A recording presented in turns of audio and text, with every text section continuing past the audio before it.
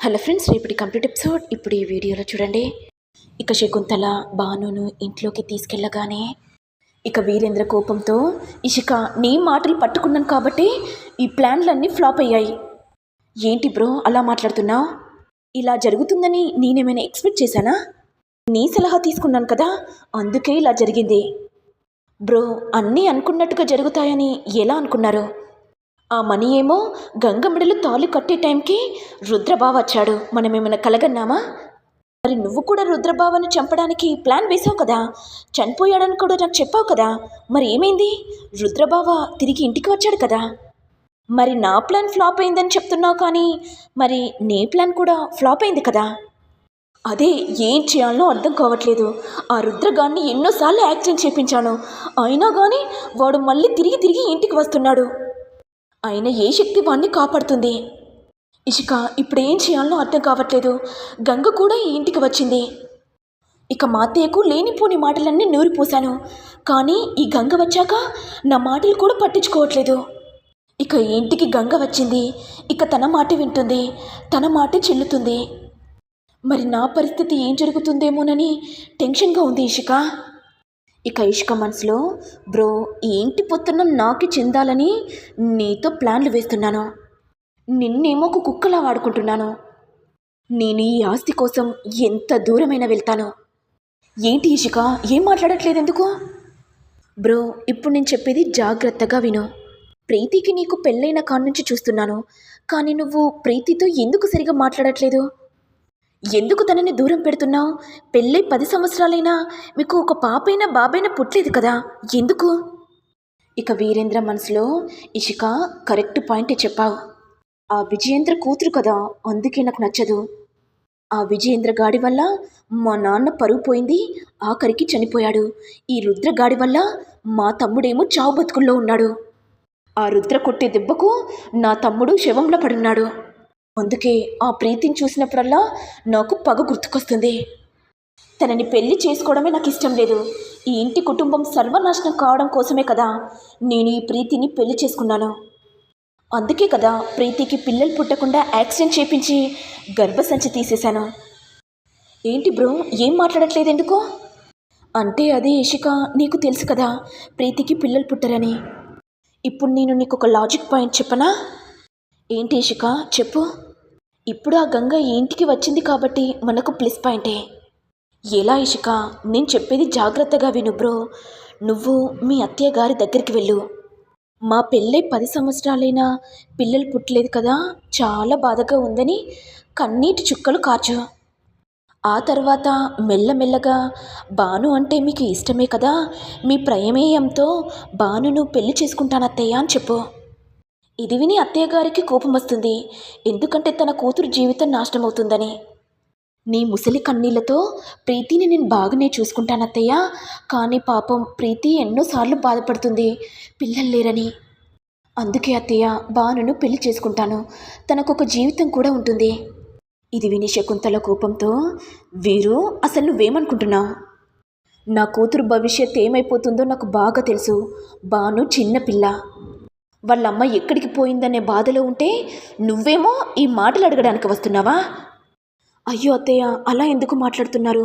ప్రీతి ఎన్నోసార్లు పిల్లలు లేరని చాలా బాధపడుతుంది. తన కోరిక మేరకు ప్రీతికి పిల్లలు కావాలత్తయ్య. రోజు రోజుకు ప్రీతి పిచ్చిదానిలా మారిపోతుంది. నేను భరించలేకపోతున్నాను, చాలా టెన్షన్గా ఉందత్తయ్య. ఏంటి వీరు ఏం మాట్లాడుతున్నావు? ఇంత జరుగుతున్నా కూడా ఒక్క విషయం నాకెందుకు చెప్పట్లేదు? ఏం చెప్పమంటారు అత్తయ్య? మీరేమో భాను చనిపోయాడన్న బాధలో మీరున్నారు. ఈ విషయం చెప్తే మీరు తట్టుకోలేరని నా మనసులో నేనే దిగుమింగుకున్నాను. వీరు నువ్వు నా అల్లుడివి కాదు, నా కొడుకువి. నా బిడ్డ గురించి ఆలోచించి భానును పెళ్లి చేసుకోవాలనుకున్నావు. చాలా సంతోషంగా ఉంది వీరు, కానీ ఈ విషయాన్ని ఇప్పుడు కాకుండా తర్వాత మాట్లాడదాం. భానుతో కూడా చర్చించాలి కదా, భానుకు ఇష్టమైతేనే నీకు భానుకు పెళ్ళి. ఇదంతా వీరు విని సంతోషంతో, అత్తయ్య ఇక మీ మైండ్ని నేను చదివాను కాబట్టి మీరు నా మనసును అర్థం చేసుకున్నారు. నేను మీ గ్రిప్పులో లేనత్తయ్య, మీరే నా గ్రిప్పులో ఉన్నారు. రాను రాను మిమ్మల్ని పిచ్చి దానిలా మారుస్తాను. నేను చెప్పే మాటే మీరు వినేలా చేస్తాను. పాపం అత్తయ్య, అత్తయ్య గారు చెప్తేనే నేను విన్నట్టుగా చెప్తున్నారు. ఎలా అయితేనేం గంగ త్వరలోనే నా భార్య అవుతుంది. ఇక నా కోరిక కూడా నెరవేరుతుంది. ఒక ఆడదాని వల్ల ఓడిపోయానని ఎంతో కుమిలిపోయాను. ఇప్పుడు ఆ గంగే నాకు భార్యగా రాబోతుంది. గంగా, నిన్ను పొందడం కోసం ఎంత దూరమైనా వెళ్తాను. ఇక వీరేంద్ర సంతోషంతో ఇష్క దగ్గరికి వచ్చి, ఇష్క, నువ్వు చెప్పేది కూడా నిజమే. మా అత్తయ్య ఈ పెళ్ళికి ఒప్పుకుంది. చెప్పాను కదా బ్రో, ఆడవాళ్ళ మైండ్ సెట్ నాకు బాగా తెలుసు. వాళ్ళని సెంటిమెంట్తో కొడితేనే కదా మన గ్రిప్లోకి వచ్చేది. థ్యాంక్ యూ సీస్, థ్యాంక్ యూ సో మచ్. అయినా నా కోసం ఇంత ఎందుకు కష్టపడుతున్నా? ఏం లేదు బ్రో, నీ ఇష్టమే నా ఇష్టం అంతే. ఇదిలా ఉండగా గంగా బాధపడుతూ, అమ్మా ఎక్కడున్నావమ్మా, వెంటనే ఇక్కడికి రా అమ్మా. నీ ఆరోగ్యం కూడా బాగుండదు, చూసుకునే బాధ్యత కూడా నాదే. నా జీవితం గురించి, నా భాగక్షేమాల గురించి నా నుంచి దూరం పోయావు కదమ్మా, నాకు తెలుసు అనుకుంటూ గంగ ఏడుస్తుంటే ఇంతలో రుద్ర వచ్చి, ఎందుకు ఏడుస్తున్నావు చెప్పు, మీ అమ్మ ఎక్కడున్నా క్షేమంగా ఉంటుంది. అయ్యో కాదు సారు, మా అమ్మకు ఆరోగ్యం కూడా బాలేదు. మా అమ్మను చూసుకోవాల్సిన బాధ్యత నాదే కదా సారు. మీరు చెప్పినట్టుగా మా అమ్మ ఎక్కడున్నా ఆరోగ్యంగా బాగుండాలి. చూడు గంగా, నువ్వేం టెన్షన్ పెట్టుకోకు, నీకు నేను మాటిస్తున్నాను. మీ అమ్మ ఎక్కడున్నా ఇంటికి తీసుకొస్తాను, నీకు నేను మాటిస్తున్నాను. అట్టాగే సారు, మీరు మాట మీద నిలబడతారని నాకు తెలుసు.